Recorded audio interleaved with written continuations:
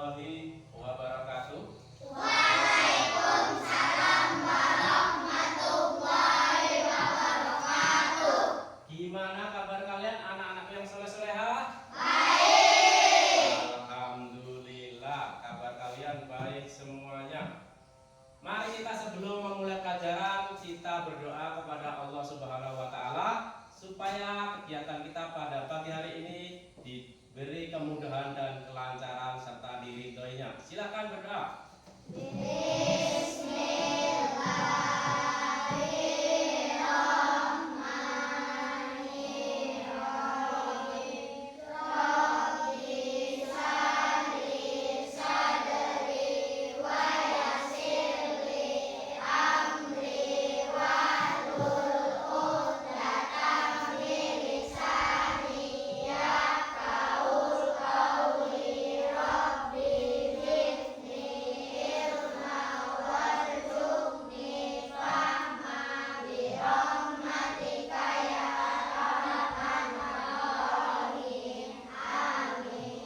Ya.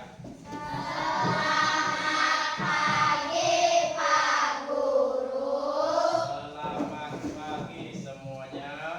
Baiklah, Bapak akan mengabsen kalian atau gini, semuanya hadir semuanya? Alhamdulillah semuanya hadir.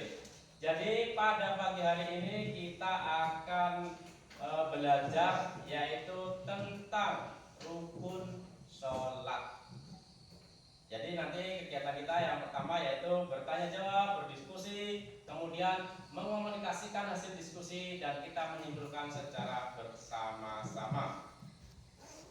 Tujuan kita belajar tentang rukun sholat supaya nanti kita tahu ketika kita sholat apa-apa yang harus kita kerjakan.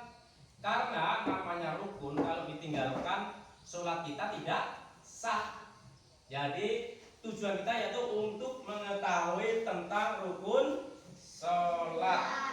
Nah, di sini Bapak akan memperlihatkan video. Kalian boleh simak video yang Bapak sampaikan. Semuanya boleh melihat. Nah, ini rukun sholat. Rukun sholat adalah serangkaian gerakan dan bacaan yang dimulai dengan takbir dan diakhiri dengan salam. Itu namanya rukun sholat. Nah ya, itu adalah untuk kita nanti ketika kita sholat tahu mana yang rukun, mana yang sholat. Rukun sholat yang pertama adalah niat. Niat itu boleh diucapkan dan boleh dalam hati sesuai dengan sholat yang akan kita kerjakan. Kemudian yang kedua, berdiri tegak. Bagi yang mampu ya, yang tidak mampu boleh duduk atau berbaring kalau yang sakit. Ya, kalau yang sakit boleh sambil tidur, tapi kalau mampu harus berdiri tegak, itu wajib, tidak boleh tidak. Kemudian yang ketiga, takbiratul ikram. Nih kayak gambarnya Allahu Akbar itu namanya takbiratul ikram, itu harus, tidak boleh tidak membaca takbiratul ikram. Kemudian membaca surah Al-Fatihah itu wajib. Surah Al-Fatihah harus dibaca, ya, tidak boleh ditinggalkan. Kemudian yang kedua, ruku dengan tumak ninah, artinya ya diam sebentar, jangan langsung maju, ya. Tumak ninah artinya sejenak berdiam, ya. Kemudian iktidal dengan tumak ninah itu berdiri di antara ruku tadi.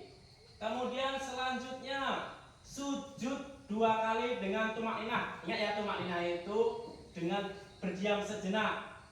Kemudian yang berikutnya duduk di antara 2 sujud. Nih lihat gambarnya. Nah, duduk di antara 2 sujud. Biasanya kalian salahnya duduk di sini ya, kakinya ya, posisi kaki ya. Kemudian yang berikutnya adalah duduk akhir atau duduk tawaruk. Nah, posisi kakinya juga beda dengan yang awal tadi. Ini duduk atahiyat akhir maksudnya ya. Kemudian yang selanjutnya membaca tasyahud akhir, at-tahiyatun. Kemudian membaca sholawat, sambil tahiyat Allahumma sholli ala sayyidina Muhammad yang seperti kita pelajari kemarin ya. Kemudian setelah membaca sholawat mengucapkan salam yang pertama, maksudnya assalamualaikum, assalamualaikum, gak usah panjang-panjang. Assalamualaikum warahmatullahi wabarakatuh, enggak seperti itu ya, salam yang pertama. Kemudian yang terakhir adalah tertib atau menertibkan rukun. Artinya apa tertib itu? Harus berurutan. antara 1, 2, 3 itu harus berurutan. Tidak boleh misalnya habis takbir kemudian sujud, itu namanya tidak urut. Tertib artinya berurutan. Ingat, tertib artinya berurutan. Ya, itu video yang di depan tadi tentang pembelajaran rukun sholat. Ya, ingat, tertib artinya berurutan. Kemudian sampai di sini ada yang mau ditanyakan? Mau nanya Pak. Ya, silakan. Kenapa rukun sholat tidak ada bacaan surah pendek? Iya, nanti Bapak ambilkan ya. Kenapa tadi Pak? Kenapa? Apa tadi? Apa tadi? Pertanyaannya. Kenapa? Kenapa rukun sholat tidak ada bacaan surah pendek? Kenapa rukun sholat tidak ada bacaan surah pendek? Contoh surah pendek apa biasanya? Qul huwallahu ahad, ya. Biasanya katanya siapa tadi? Reza, kalau sholat habis baca Al-Fatihah kita baca surah-surah pendek. Kenapa di sini kok nggak ada tadi yang 13 tadi? Karena membaca surah pendek adalah sunnah. Dikerjakan mendapatkan pahala, ditinggalkan pun tidak berdosa. Paham? Ada lagi? Ada lagi yang mau ditanyakan? Kalau tidak ada, kita akan membagi kelompok. Ayo silakan kelompoknya yang langsung bertukar kelompoknya, berbagi masing-masing kelompoknya tadi. Ayo.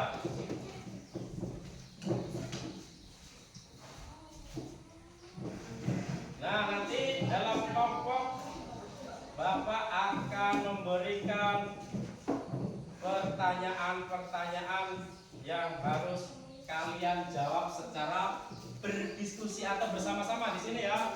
Nanti ini dikerjakan secara bersama-sama.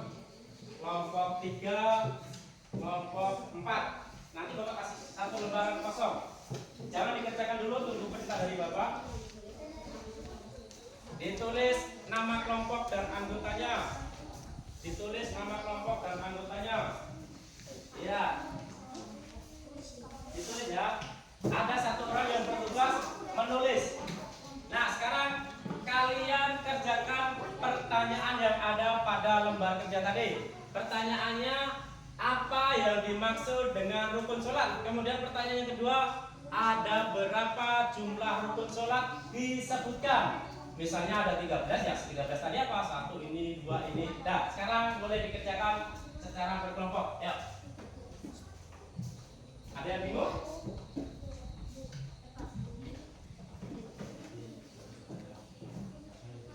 Jawabannya langsung ditulis jawabannya.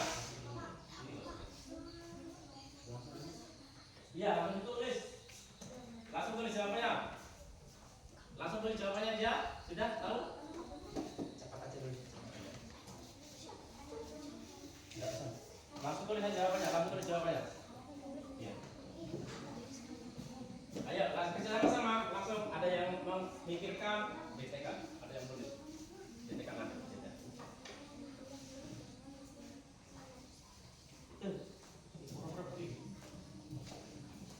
Sahabat, kerja kelompok itu artinya bersama-sama, tidak sendiri.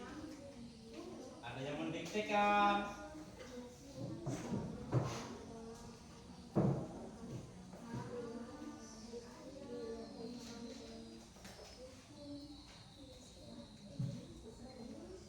Sudah?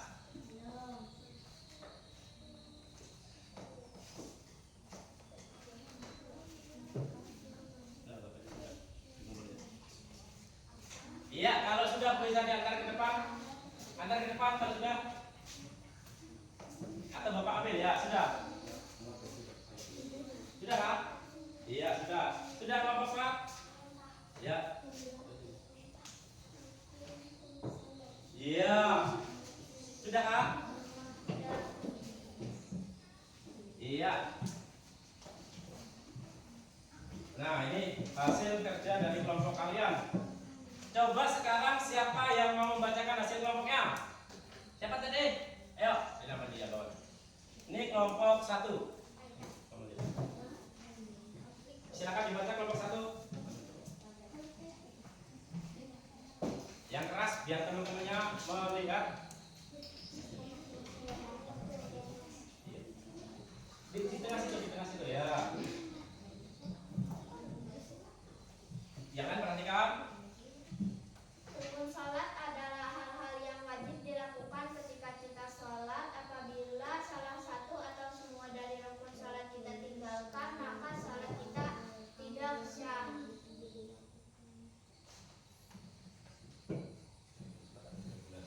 Rukun sholat ada 13. 1. Niat. 2. Berdiri tegak bagi yang mampu. 3. Takbiratul ihram. 4. Membaca surah Al-Fatihah. 5. Ruku dengan tumakninah. 6. Iktidal. 7. Sujud 2 kali. 8. Duduk di antara 2 sujud. 9. Duduk yang terakhir. 10. Membaca tasyahud akhir. 11. Membaca sholawat atas Nabi Muhammad SAW. 12. Salam. 13. Tertib atau berurutan. Sudah? Gimana? Apakah sudah pas jawabannya tadi? Iya, terima kasih untuk kelompok 1. Baik, diskusi kita cukupkan.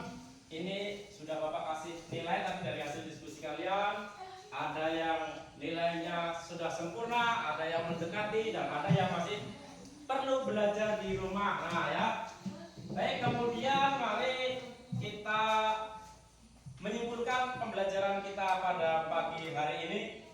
Yang pertama yaitu syarat rukun sah sholat. Rukun adalah hal-hal yang tidak boleh ditinggalkan. Kemudian rukun sholat ada 13, seperti yang tertera di dalam video tadi. Sampai sini ada yang mau ditanyakan? Ada yang mau ditanyakan? Ayo, siapa yang mau nanya? Berarti sudah jelas semuanya. Kalau nggak ada yang mau ditanyakan ya, semuanya sudah jelas. Baik, untuk selanjutnya kalian boleh belajar di rumah lagi tentang rukun sholat. Yang pertama tadi yang belum begitu paham ya, belajar lagi tentang rukun sholat. Untuk pertemuan yang selanjutnya kita akan belajar tentang gerakan sholat. Kalian semuanya harus belajar tentang sholat ya, supaya apa? Karena sholat itu wajib, tidak boleh ditinggalkan. Kemudian karena pembelajaran kita sudah cukup, mari kita sama-sama berdoa untuk mengakhiri kegiatan pada pagi hari ini. Bismillah.